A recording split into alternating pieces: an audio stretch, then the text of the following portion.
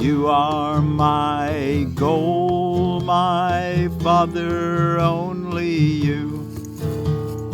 You are my goal, my Father, only you. Where would I go but heaven? Where would I go but heaven? What could be a substitute for happiness? What gift could I prefer before the peace of God? What treasure would I seek and find and keep that can compare? That can compare with my identity, my identity. And would I rather live with fear than love, with fear than love? You are my goal, my Father, only you. You are my goal, my Father, only you. You are my goal, my Father. You are my goal, my Father. What but you could I desire to have? What but you could I desire to have? What way but that which leads to you could I desire to walk?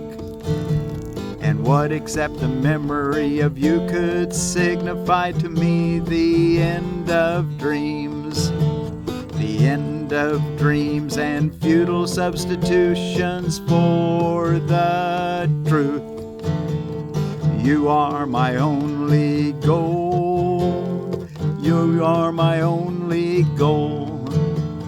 Your son would be as you created him, as you created him. What way but this could I expect to recognize myself and be at one with my identity, at one with my identity. You are my goal, my Father, only you. You are my goal, my Father, only you. You are my goal, my Father, only you. Well, thank you all so much for joining me here underneath the walnut tree on my place. I'm Forgiveness Willie, teaching forgiveness from the Ozarks. And we're ready for lesson 287 in A Course in Miracles. We're reading from the Foundation for Inner Peace version this year. And we're ready. It's for Tuesday, October the 14th of 2025. Well, you are my goal, my Father, only you. And our associated reading back a couple pages. Is that, you are my goal, my Father, only you. And then back a few pages is, what is the Holy Spirit? Let's see if we can, I wasn't prepared again. I've been kind of messing up on being prepared for singing this song. I'm used to reading it. But I think I can do it. Let's go for it.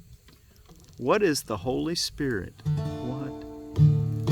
What is the Holy Spirit?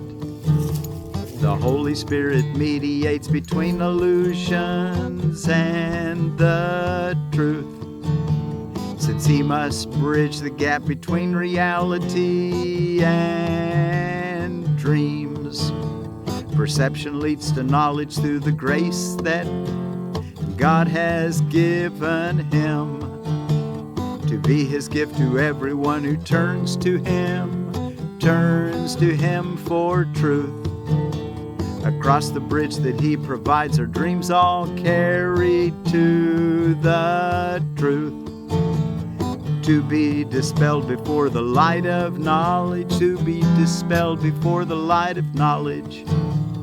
There are sights and sounds forever laid aside. And where they were perceived before, forgiveness has made possible.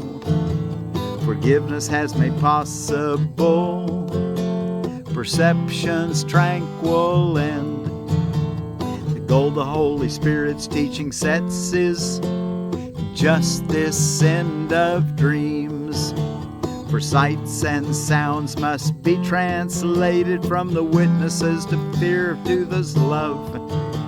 For sights and sounds must be translated from the witnesses of fear to those of love. And when this is entirely accomplished, learning has achieved the only goal it has in truth. For learning, as the Holy Spirit guides it to the outcome He has perceived, for it becomes the means to go beyond itself, to be replaced by the eternal truth. If you but knew how much your Father yearns to have you recognize your sinlessness. If you but knew how much your Father yearns to have you recognize your sinlessness, you would not let His voice appeal in vain, nor turn away from His replacement for the fearful images and dreams you made.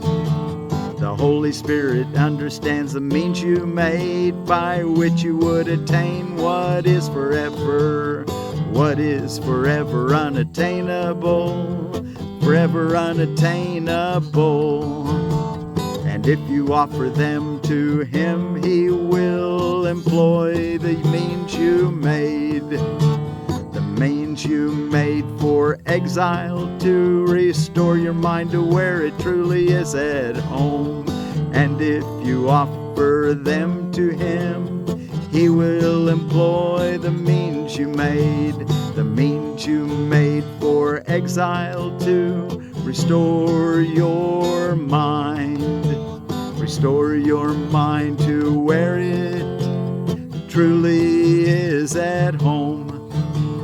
From knowledge where He has been placed by God, the Holy Spirit calls to you to let forgiveness rest upon your dreams. Let forgiveness rest upon your dreams, and be restored to sanity and peace of mind.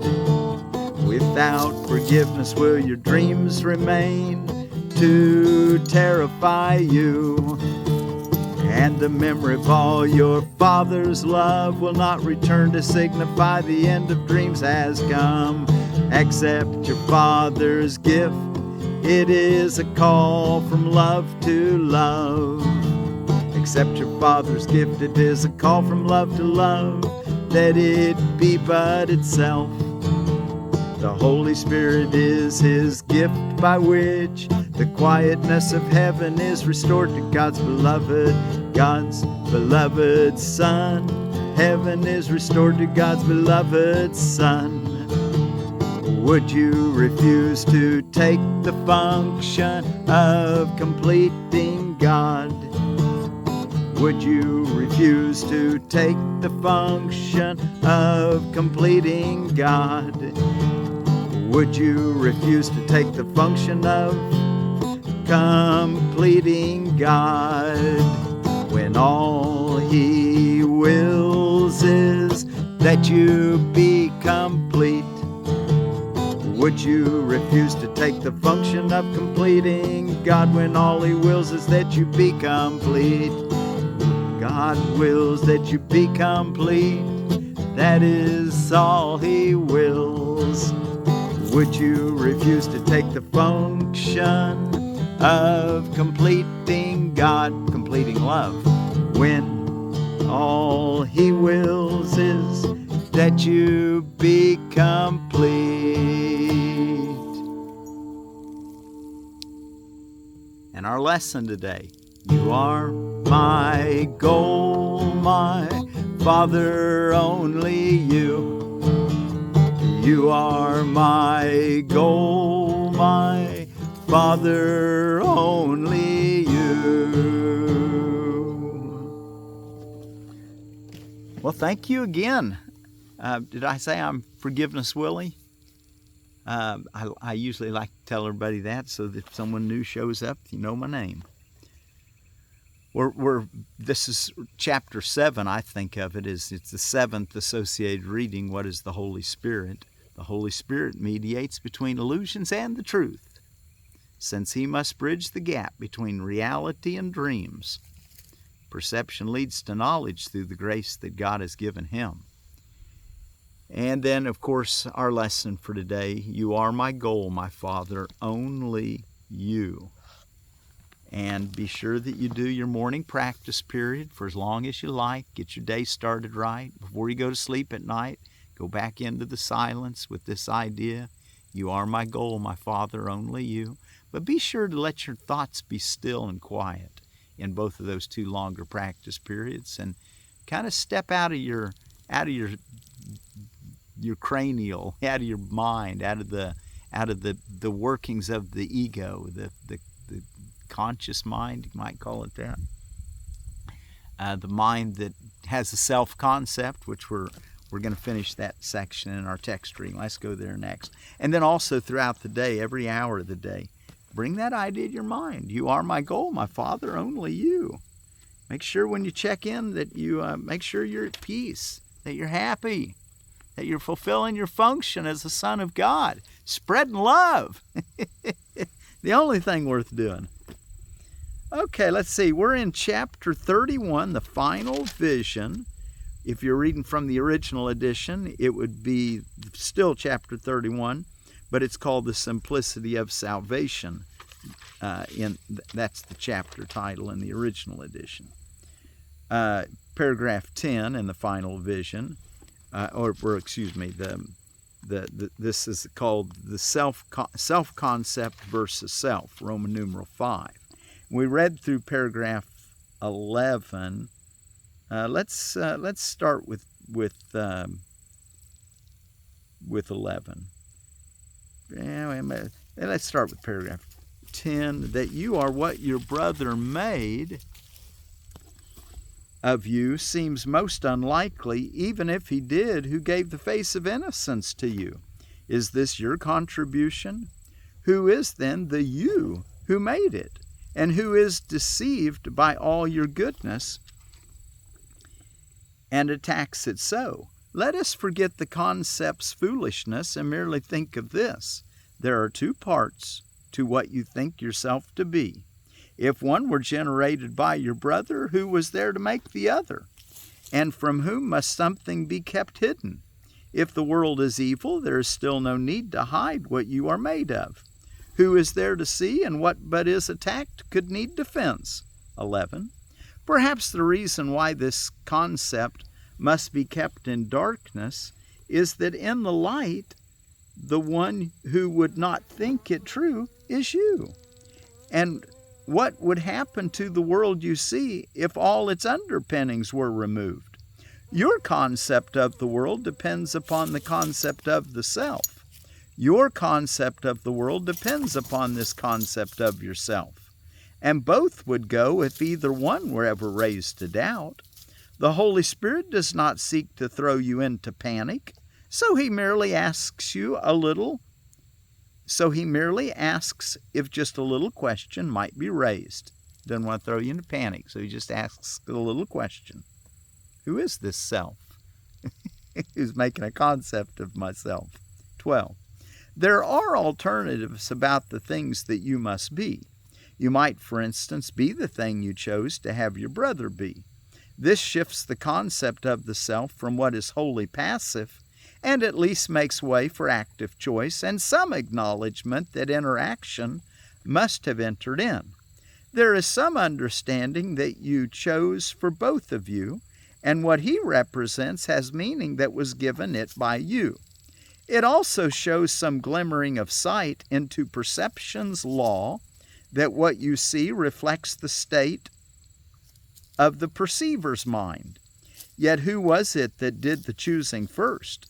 If you are what you chose your brother be, alternatives were there to choose among, and someone must have first decided on the one to choose and let the other go. 13. Although this step has gains, it does not yet approach a basic question. Something must have gone before these concepts of the self, and something must have done the learning which gave rise to them. Nor can this be explained by either view.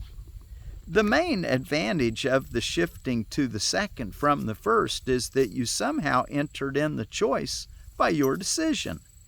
But this gain is paid in almost equal loss, for now you stand accused of guilt for what your brother is, and you must share his guilt because you chose it for him in the image of your own. While only he was treacherous before, now must you be condemned along with him. If you're both one, well, then whatever you see him, you're seeing yourself. 14. That's why we've got to practice forgiveness, so we can see him accurately and see ourselves accurately. The concept of the self has always been the great preoccupation of the world, and everyone believes that he must find the answer to the riddle of himself. Salvation can be seen as nothing more than the escape from concepts. Salvation can be seen as nothing more than the escape from concepts. It does not concern itself with content of the mind, but with the simple statement that it thinks.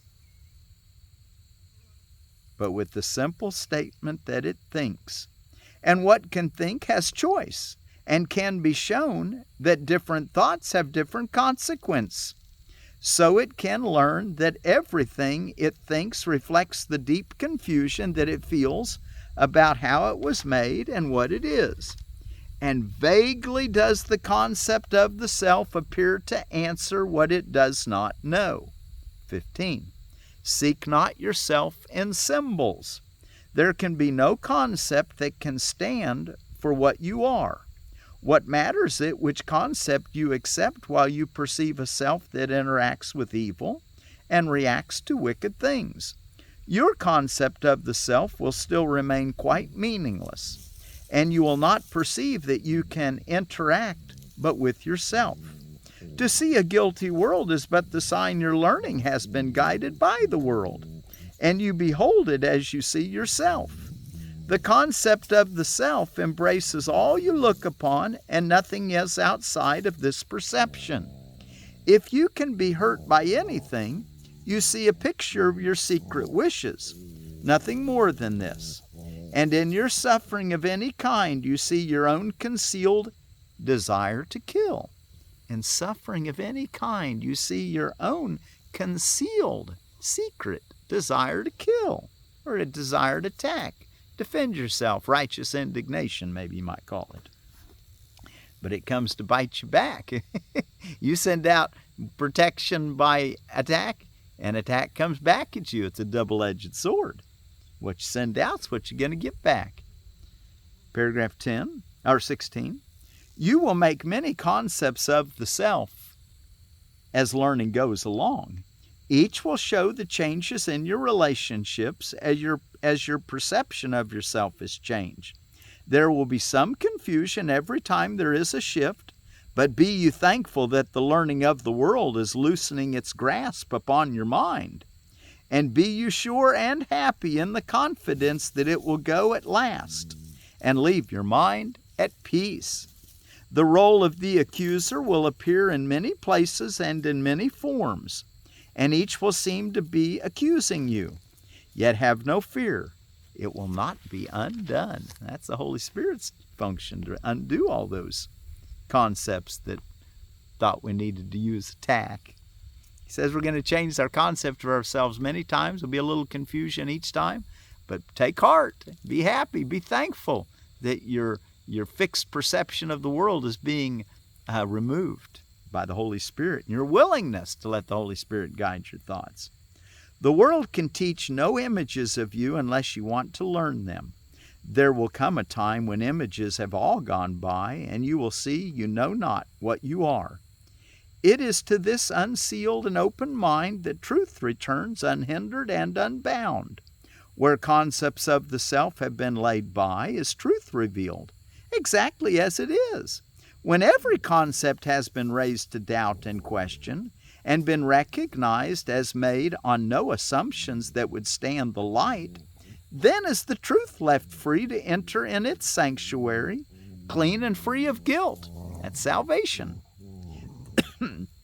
the escape from concepts. There is no statement that the world is more afraid to hear than this. I do not know the thing I am, and therefore do not know what I am doing, where I am, and how to look upon the world or on myself. Yet in this learning is salvation born, and what you are will tell you of itself. Isn't that beautiful? And, that just makes me want to go back and just want to make sure I tell you the wording properly. But for lesson 1, nothing I see in this place means anything. If we could do that, we could release ourselves quicker from self-concepts. That's lesson 1 in our course. Nothing I see in this place means anything. Okay, well, we're going to close with that song here in just a minute, along with our lesson for the day. But before we do, let's see what's going on around the world. In the Jewish tradition, it is a couple. Shemini Atzeret started at sundown last night, which was the last day of the Sukkot, and then that also begins today. At sundown, I suppose, begins Simchat Torah, so another festival or honoring day, remembering of the Jewish people. And then out of holidays and observances, I also found Add a Lovelace Day, Be Bold and Be Free Day, Headspace Day. That's from Australia, Headspace Day. Day to remember Charlie Kirk. It's his birthday today. Was born in 93. Of course, he died on the 10th of September in 2025. And the thing I like about Charlie Kirk, you've heard me say this before, is you could see a true desire to live for God in that man, and a willingness to hear other people's thoughts and opinions and try to arrive at some greater truths. And it's very likely he was arriving at some greater truths that somebody didn't like him arriving at. But there is no death. There is no death. You are my goal, my Father, only you. Okay, let's see. I get a little sidetracked here. I like what Charlie Kirk did, actually, even though a lot of things that he taught, I don't think they were very similar to things I believed 30 years ago. But I think he was moving into a greater understanding of love, like we all trying to learn and do. Chocolate-covered insects day. Face your fears day. Eat a chocolate-covered insect. Dessert day. Have that be a dessert. Frump day, which is frugal, responsible, unpretentious, mature person day. Lowercase day. Own business day. Spider-Man day. World Child Development Day and World Standards Day. And then out of edible landscaping, we've got another herb, and it's a rosemary called the ARP, A-R-P rosemary, which is a rosemary is the genera, species is officinalis. ARP rosemary is winter hardy through zone 6. The USDA introduction is a hardier rosemary than others and handsome with a bushy spruce-like appearance. Space 3 to 4 foot circles in zone 6. ARP should be planted sheltered from winter winds. In zone 6, ARP should be planted sheltered from winter winds. A sand mulch or planting near or next to large rocks in full sun helps rosemary through the coldest times in winter. Harvest rosemary year-round. Especially good in French breads and potato dishes. Zone 6 through 8. Okay, and I think, how are we looking on time? Looks like we're looking good on time. Well, let's close with our song, and maybe you can use this as a springboard to go into one of your longer practice periods or quiet times.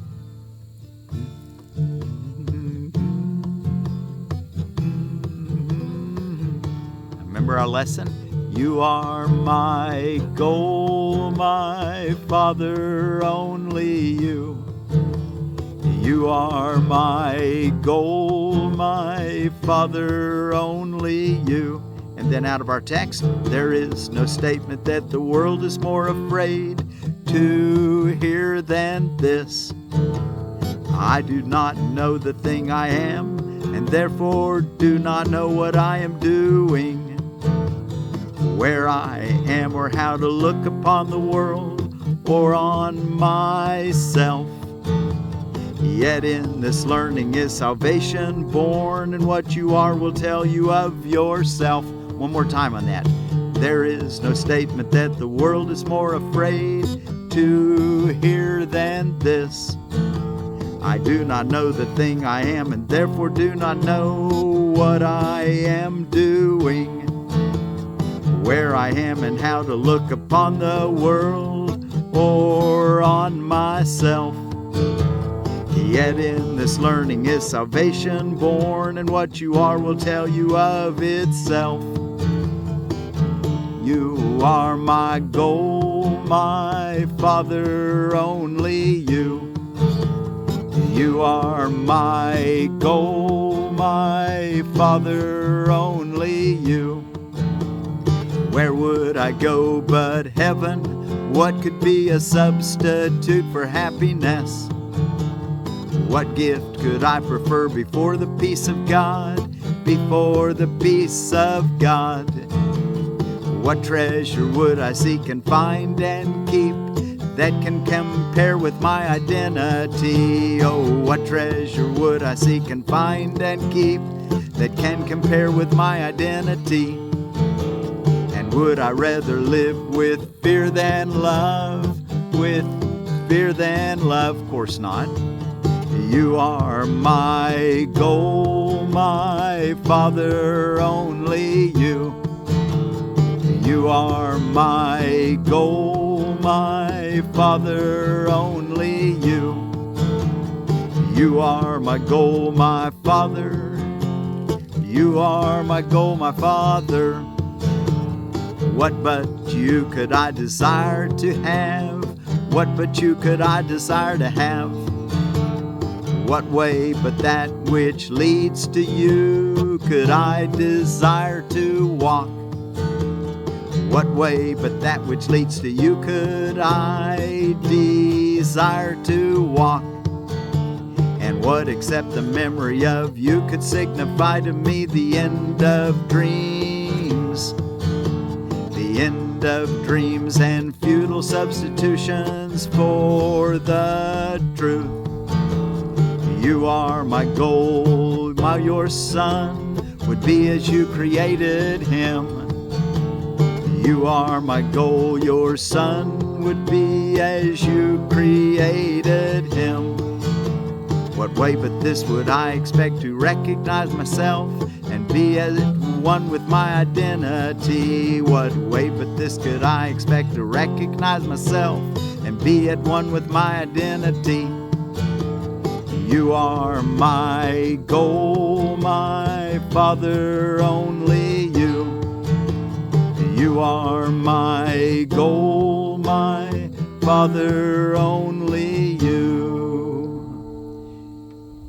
And our word for peace is from the Manx people of the Isle of Man, right there about midway between Great Britain and Ireland in the Irish Sea. And the word for peace in the Manx is Shee. Shee be with you. You are my goal, my Father, only you. Shee.